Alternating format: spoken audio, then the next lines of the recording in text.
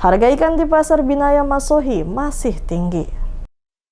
Harga ikan di Pasar Binaya, Kota Masohi, Kabupaten Maluku Tengah terpantau masih relatif mahal. Salah satu jenis ikan yang mendominasi penjualan adalah ikan momar.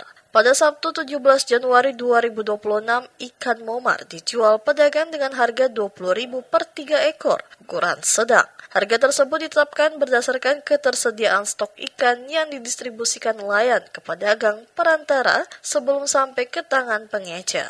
Para pengecer di Pasar Binaya mengaku keuntungan yang diperoleh tidak terlalu besar. Pasalnya, modal yang dikeluarkan untuk satu loyang atau wadah ikan mencapai Rp1.800.000.